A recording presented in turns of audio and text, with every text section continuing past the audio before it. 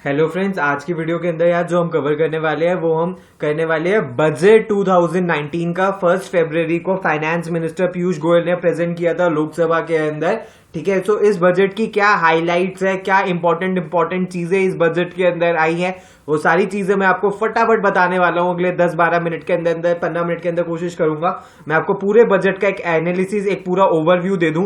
So my name is अनुभव Gupta, let's start. इससे पहले फ्रेंड्स हम आगे जाए, मैं आपको बता दूं कि यार ये हमारा इंस्टाग्राम हैंडल है, इसको आप फॉलो कर सकते हो। इस पे डेली बेसिस पे या रेगुलर बेसिस पे इस पे करंट अफेयर्स, न्यू वर्ड्स और सारे एग्जाम्स की अपडेट डलती रहती है। इसको डायरेक्टली मैं मॉनिटर करता हूं। अगर आपके माइंड में कोई भी क्वेश्चन है, रेलेवेंट क्वेश्चन है, तो आप हमारे पेज को ज्वाइन कर सकते हो और मुझसे अपनी क्वेरी क्लियर करवा सकते हो।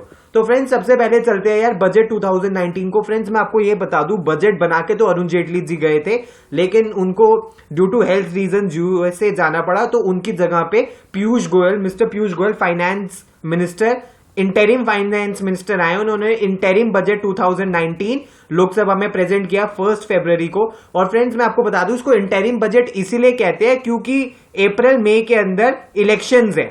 ठीक है, और उसके बाद फिर दोबारा जनरली होता क्या है, फिर दोबारा न्यू सरकार आके दोबारा बजट पेश करती है। तो इसी डाइकोटमी की वजह से इनको इंटरिम बजट इसको कहना पड़ता है। ठीक है, सो ये मोदी गवर्नमेंट का, प्रेजेंट मोदी गवर्नमेंट का लास्ट बजट है। उसके बाद इलेक्शंस आएंगे।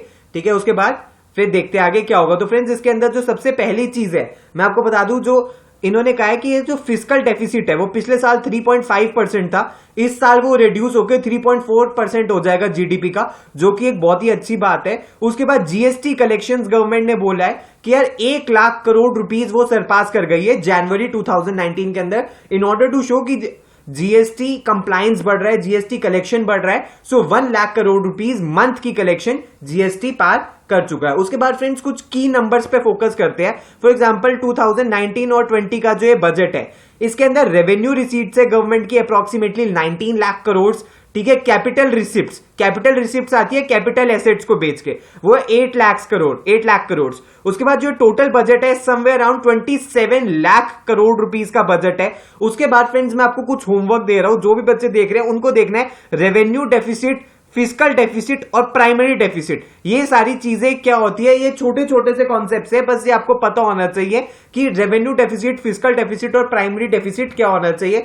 तो फ्रेंड्स मैं आपको बता दूं, ये जो फिस्कल डेफिसिट है 7,03,000 करोड़ का, ये बेसिकली क्या है, 3.4% है हमारी जीडीपी का। बस ये बात आपको पता होना चाहिए, नंबर याद करने की जरूरत नहीं है, ये ऐसा कभी कोई नहीं पूछेगा। उसके बाद फ्रेंड्स मैं आपको बता दूं कि यार इन्फ्लेशन, ठीक है, थोड़ी लो ही चल रही है, 4.6% रही है, लोअर रही है। ठीक है, उसके बाद फिस्कल डेफिसिट को 3.4% पे लेके आ गया है, जो 6% था कुछ टाइम पहले। एफडीआई की मैसिव इन्वेस्टमेंट हुई है, $239 बिलियन की पिछले 5 इयर्स के अंदर, foreign direct investment, specially through automatic route, कि किसी से क्लियरेंस लेने की जरूरत नहीं है।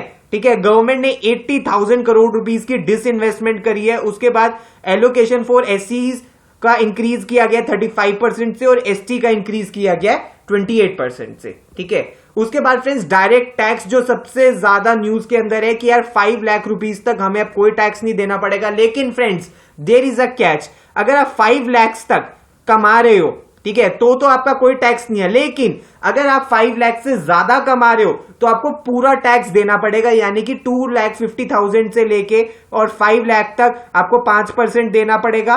ठीक है, 5 लाख से 10 लाख तक 20% देना पड़ेगा और 10 से अबव आपको 30% देना पड़ेगा। लेकिन आप एटीसी, सेक्शन 80C होता है इनकम टैक्स का, उसकी डिडक्शंस मिला के आप 6.5 लाख रुपीस तक अगर कमा रहे हो तो आपको कोई टैक्स नहीं देना पड़ेगा। हाँ, इसमें आपको 1.5 लाख तक की इन्वेस्टमेंट करनी पड़ेगी पीपीएफ के अंदर या किसी और चीजों के अंदर जो एटीसी अलाउ करता है। उसके बाद फ्रेंड्स डायरेक्ट टैक्स जो कलेक्शन है, ठीक है, वो कुछ साल पहले तक 6.38 लाख करोड़ था, वो डबल होकर 12 लाख करोड़ हो गया जो डायरेक्ट इनकम टैक्स आता है। ठीक है, ये इतना इंपॉर्टेंट नहीं है टीडीएस इनकम पे।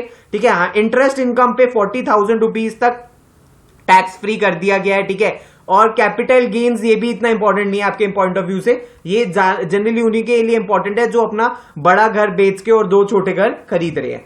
उसके बाद फ्रेंड्स क्या है, एग्रीकल्चर को रिलेटेड देखते हैं, क्योंकि फ्रेंड्स ये इलेक्शन ईयर है तो इसमें फार्मर्स को लेके कुछ ना कुछ होना ही जरूरी था। तो एक नई स्कीम आई है, प्रधानमंत्री किसान सम्मान निधि, यानी कि पीएम किसान सम्मान निधि। इसके अंदर गवर्नमेंट ने क्या बोला है, ये भी बहुत ज्यादा पॉपुलर है कि इसमें जो भी किसान, ठीक है, जिसकी जमीन 2 हेक्टेयर से कम है, ऐसे 12 करोड़ स्मॉल फार्मर्स है, उनको गवर्नमेंट 6,000 रुपीज पर एकड़ पर एनम देगी हर फार्मर को, यानी कि 500 रुपीज पर मंथ के हिसाब से उन सारे फार्मर्स को मिलेगा जिनकी लैंड होल्डिंग 2 हेक्टेयर से कम है। और जो इसमें खर्चा आने वाला है वो 75,000 करोड़ रुपीस 2019-20 के अंदर अप्रोक्सीमेटली आने वाला है, ताकि इनको बेनिफिट्स मिल सके अपनी कल्टीवेशन के लिए और इनको लोन ना लेना पड़े, क्योंकि फार्मर्स लोन लेते हैं फिर उस लोन के कर्ज में दब जाते हैं। तो उसी चीज को अवॉइड करने के लिए गवर्नमेंट डायरेक्ट इनके खाते में 6,000 करोड़ रुपीस डालेगी। फ्रेंड्स, मैं आपको बता दूं एक जो इंटरेस्टिंग बात हुई इस बजट के अंदर, ये बजट कोई भी ऐसा नहीं था कि फ्रिज महंगे हो रहे हैं, एसी सस्ते हो रहे हैं, फोन महंगे हो रहे हैं, जूते सस्ते हो रहे हैं, ऐसा कुछ नहीं है। ऐसी स्मॉल कमोडिटीज को लेके कुछ महंगा सस्ता नहीं किया गया, ठीक है। सब इन्होंने जीएसटी काउंसिल के ऊपर छोड़ दिया। ये सारी चीजें इस बार इस बजट में देखने के लिए नहीं मिली। उसके बाद फ्रेंड्स हेल्थ की बात कर लेते हैं यार। हेल्थ के अंदर मैंने कुछ टाइम पहले गवर्नमेंट स्कीम्स की एक वीडियो बनाई थी, उसके अंदर मैंने बताया था कि आयुष्मान भारत, जिसको मोदी केयर भी कहा जाता है, ठीक है, जिसमें 50 करोड़ लोगों का एक तरीके से हेल्थ इंश्योरेंस सरकार ने करवाया है, वो world largest health care scheme को लॉन्च कर दिया गवर्नमेंट ने। इसमें अभी तक 10 लाख पेशेंट्स बेनिफिट ले चुके हैं, ठीक है। उसके बाद मेडिसिन अफोर्डेबल प्राइस पे दिलवाई जा रही है अंडर प्रधानमंत्री जन औषधि केंद्र के थ्रू। इनको लोगों को और मरीजों को अफोर्डेबल प्राइसेस में मेडिसिन दी जा रही है। और एसेंशियल मेडिसिन, कार्डियक स्टेंट्स जो पहले 2.5 लाख रुपए तक हॉस्पिटल चार्ज करता था, उसका प्राइस गवर्नमेंट ने काफी रिड्यूस कर दिया है। अब वो कुछ थाउजेंड्स में आ जाता है, शायद 20-30,000 रुपीज का वो स्टंट मिल जाता है। उसके बाद नी इम्प्लांट्स के भी पैसे गवर्नमेंट ने रिड्यूस कर दिए। उसके बाद फ्रेंड्स 21 एम्स ऑलरेडी इस्टेब्लिश हो चुके हैं, 14 मोर अनाउंस किए गए और 22nd एम्स गवर्नमेंट हरियाणा के अंदर सेटअप करेगी, ताकि एम्स के चक्कर में सबको दिल्ली ना आना पड़े, वो अपनी ही सिटी में अपनी ही स्टेट के अंदर एम्स जा सके। उसके बाद फ्रेंड्स क्या, black money. Since friends demonetisation के बाद ये काफी सारा क्रिटिसिज्म आया था कि यार डिमोनेटाइजेशन की वजह से इकोनॉमी स्लो हो गई है, तो इन्होंने क्या बोला है, डिमोनेटाइजेशन की वजह से 1,30,000 करोड़ रुपए पे हमने जो कैश था उसको हम लेके आए हैं व्हाइट मनी के अंदर, ठीक है। उसके बाद यानी कि इस पे हमने टैक्स लगाया। उसके बाद 50-50,000 करोड़ की एसेट्स हमने सीज कर ली है, लोगों को कंपेल करा है कि वो अपनी अर्निंग्स को डिस्क्लोज करे, ठीक है। उसके बाद बेनामी एसेट्स, उसके बाद 38,000 शेल कंपनीज को हमने डी रजिस्टर कर दिया है। उसके बाद जो टैक्स बेस था वो 1 करोड़ से ज्यादा लोगों से बढ़ चुका है डिमोनेटाइजेशन होने के बाद। उसके बाद फ्रेंड्स रेलवेज के बारे में बात करते हैं। रेलवेज में क्या हुआ है, रेलवेज को उन्होंने बोला कि यार रेल जो थोड़ा टाइम पहले पटरी से उतर गई थी वो वापस पटरी पे आ रही है। तो फ्रेंड्स पहले क्या होता था, रेल बजट ना अलग होता था और यूनियन बजट अलग होता था। तो गवर्नमेंट ने कहा यार इस सब चीजों को बंद करो, अब रेल बजट भी हम जनरल बजट के अंदर ही लेके आएंगे। तो क्या हुआ है, कैपिटल सपोर्ट यानी कि गवर्नमेंट इसको रेलवे को 64,587 करोड़ रुपीस का 64,587 करोड़ रुपीस का सपोर्ट देगी, ठीक है। और ये जो ईयर रहा है ये सेफेस्ट ईयर रहा है रेलवे की हिस्ट्री के अंदर, यानी कि least number of accidents, casualties और इन सब चीजों के चक्कर में कम से कम हुए हैं, तो काफी सेफ ही रहा है। All unmanned level crossings on broad gauge network eliminated, यानी कि कहीं पे अनमैन्ड रेल क्रॉसिंग ना रहे। और वंदे भारत एक्सप्रेस लॉन्च कर रहे हैं, ठीक है, जिसमें वर्ल्ड क्लास एक्सपीरियंस देंगे स्पीड और सर्विस और सेफ्टी का। तो ये सब रेल बजट के अंदर होने वाला है, रेल के अंदर, रेलवेज के अंदर होने वाला है। तो फ्रेंड्स इंफ्रास्ट्रक्चर के बारे में बात करते हैं। फ्रेंड्स हाँ, जहां रेलवे का बजट बढ़ाया गया है वहीं एयरलाइंस का और एयरपोर्ट्स का बजट बहुत कम कर दिया गया, 50% से कम कर दिया गया। यानी कि अब गवर्नमेंट शायद सिर्फ 4,500 करोड़ रुपीस के आसपास ही एयरवेज के अंदर इस बार स्पेंड करने वाली है। ये सब प्राइवेट सेक्टर के ऊपर छोड़ दिया गया कि नंबर ऑफ ऑपरेशनल एयरपोर्ट्स यानी कि जो वर्किंग है वो 100 क्रॉस कर गए हैं, ठीक है। Domestic passenger traffic has doubled, अब बहुत ज्यादा लोग जो डोमेस्टिकली भी अब फ्लाइट से ट्रैवल करने लग गए हैं, ठीक है। इंडिया फास्टेस्ट हाईवे डेवलपर बन चुका है and we are building 27 kilometres of road each day, ठीक है। Project stuck for decades have been completed, जो रेलवेज की वजह से और डिस्प्यूट्स की वजह से जो क्लियरेंसेस नहीं मिल रही थी, इकोलॉजिकल क्लियरेंसेस नहीं मिल रही थी, उन सबको कंप्लीट करके उन पे काम शुरू करा गया है। And container freight movement has started on inland waterways, यानी कि जो कंट्री के अंदर के वाटरवेज है उनमें भी कंटेनर और फ्रेट की मूवमेंट स्टार्ट कर दी गई है। उसके बाद फ्रेंड्स डिजिटल इंडिया रेवोल्यूशन के बारे में देख लेते हैं। इसके बारे में क्या है कि इंडिया अब एक वर्ल्ड लीडर बन चुका है in consumption of mobile data, specially after Jio. इसमें गवर्नमेंट ने कुछ नहीं करा है, ये सब कुछ रिलायंस और खासकर हमारे मुक्की भैया जो हमारे मुकेश अंबानी भैया उन्होंने किया है। जियो लेके आए हैं जिसकी वजह से बहुत चीप अब मोबाइल डेटा हो गया है। Mobile and parts manufacturing companies up from 2 to more than 268। पहले इंडिया के अंदर जब 2 कंपनीज अपने फोन मैन्युफैक्चर करती थी, अब 268 कंपनीज अपने फोन इंडिया में मैन्युफैक्चर करती हैं। ठीक है, over 3 lakh common service centres बनाए गए हैं जिनमें 12 लाख लोगों को एम्प्लॉयमेंट मिली है। ठीक है, 1 lakh digital villages government setup करेगी नेक्स्ट 5 इयर्स के अंदर and 34 crore Jan Dhan bank accounts open in 5 years, यानी कि पिछले 5 सालों के अंदर 34 करोड़ जन धन बैंक अकाउंट्स खोले गए हैं। Friends, you can imagine 34 crore bank account अगर खोले गए तो कितनी बड़ी पॉपुलेशन बैंकिंग सेक्टर से बाहर थी जो गवर्नमेंट उसको बैंकिंग सेक्टर के अंदर लेके आई है। उसके बाद फ्रेंड्स नॉर्थ ईस्ट को कैसे गवर्नमेंट कनेक्ट करने वाली है, क्योंकि फ्रेंड्स ये अच्छी बात मुझे मोदी गवर्नमेंट के अंदर दिखी थी कि इन्होंने नॉर्थ ईस्ट पे बहुत ज्यादा फोकस किया है, जो हमेशा निग्लेक्टेड पार्ट रहा है कंट्री का, जिसको सबने इग्नोर करा है, उसको मोदी गवर्नमेंट ने बहुत ज्यादा फोकस किया है। तो Arunachal first time air map पे आने वाला है, एयर मैप पे आया है। इससे पहले अरुणाचल कोई फ्लाइट हेलीकॉप्टर नहीं जा पाता था। Meghalaya, Tripura and Mizoram have come on India's rail map for the first time. यहां तो रेल भी नहीं जा पाती थी, मेघालय, त्रिपुरा और मिजोरम।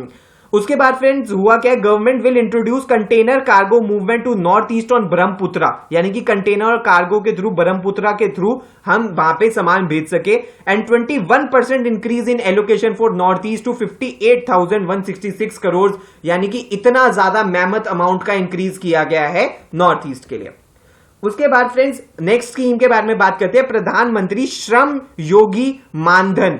इसके अंदर फ्रेंड्स क्या है, basically this is a mega pension योजना for unorganised sectors with monthly income of ₹50,000 और बिलो, यानी कि बेसिकली जिनको कह रहे हैं कि यार मजदूरों के लिए ये एक तरीके से स्कीम गवर्नमेंट लेके आई है जिनकी सैलरी 15,000 रुपए से कम की है। ठीक है, उनको एक स्मॉल मंथली कॉन्ट्रीब्यूशन करना है, फॉर एग्जाम्पल 60 रुपए या 100 रुपए कुछ ऐसा ही है, 60 रुपए के आसपास है। ठीक है, अपनी एज के दौरान जब वो काम कर रहे हैं, तो जब उनकी एज 60 इयर्स हो जाएगी तो उनको 3,000 रुपीज पर मंथ की पेंशन मिलेगी और इससे 10 करोड़ लेबरर्स, ठीक है, इनको फायदा मिल सकता है अनऑर्गेनाइज सेक्टर में जिनके पास कोई पेंशन का भी स्कीम नहीं है। 60 रुपए महीना देके 60 साल की उम्र के बाद 3,000 रुपए की पेंशन मिल सकती है प्रधानमंत्री श्रम योगी मानधन में।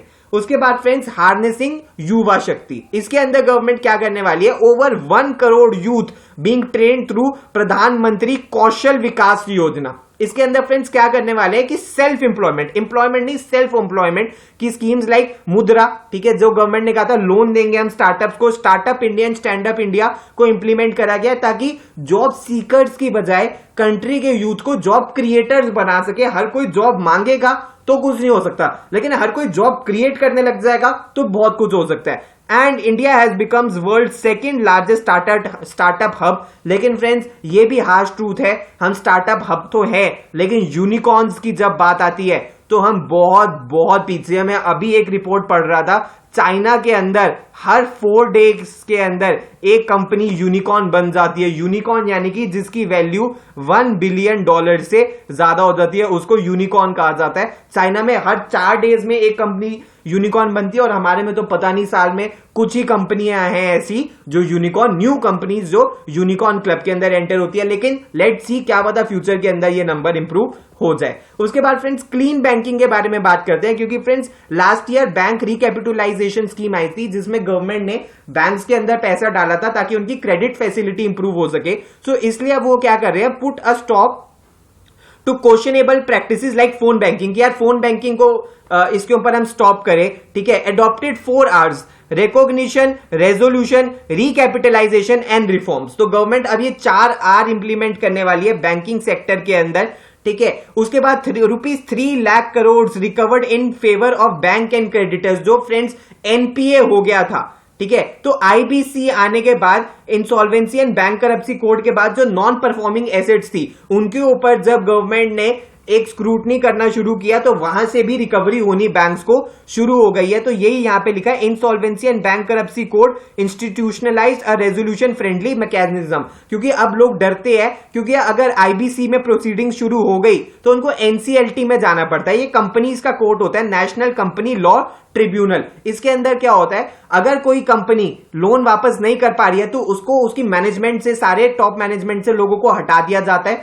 जो लोन रीपे नहीं कर पाता, और वहां पे एक्सपर्ट लोगों को बिठाया जाता है जो कि कंपनी के एसेट्स को रिकवर कर सके और जो डिस्ट्रेस्ड एसेट्स है उन पे लोन क्लियर कर सके। ये सब एनसीएलटी करता है under IBC insolvency and bank करप्सी code. और उसके बाद क्या हुआ है, PSU bank recapitalisation with investment of 2.6 lakh crore rupees. तो गवर्नमेंट रिकैपिटलाइज करेगी। तो फ्रेंड्स होता क्या है, अगर बैंक के पास 2.6 लाख करोड़ आएगा तो उससे वो कम से कम नहीं तो 10-12 लाख करोड़ रुपीस का लोन आगे दे सकता है। इसके लिए आपको क्या पढ़ना पड़ेगा, इसके लिए आपको 12th क्लास की इकोनॉमिक्स पढ़नी पड़ेगी कि क्रेडिट क्रिएशन कैसे होता है। ठीक है, ये मैं इस वीडियो के अंदर नहीं बता रहा, क्रेडिट क्रिएशन क्या होता है आप एक बार पढ़ना, कि जो बच्चे कॉमर्स बैकग्राउंड से नहीं है उनके लिए इंपॉर्टेंट है कि क्रेडिट क्रिएशन कैसे करा जाता है। तो बैंक को अगर 2.6 लाख करोड़ रुपीस मिल रहा है तो उसको बैंक कई बार लोन पे दे देगा, जिससे बहुत बहुत ज्यादा क्रेडिट क्रिएशन हो जाएगा और उतना ही मार्केट इकोनॉमी के अंदर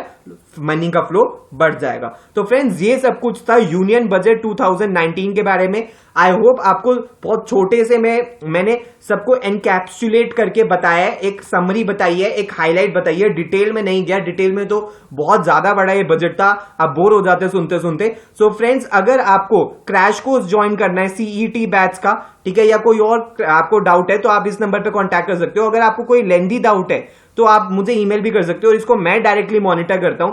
ठीक है, उसके बाद हमारा इंस्टाग्राम हैंडल है StudyBuzz_education, जो मैंने पहले बताया था, इसको भी मैं डायरेक्टली हैंडल करता हूं। आप चाहे तो यहां पे मुझसे कनेक्ट हो सकते हो और यहां पे डायरेक्टली सौरभ सर आपसे कनेक्टेड है ही। अगर आपको कोई भी डिटेल्स चाहिए तो सौरभ सर आपको हमेशा देने के लिए ऑलवेज रेडी है, always there for you. So thanks a lot friends and all the best.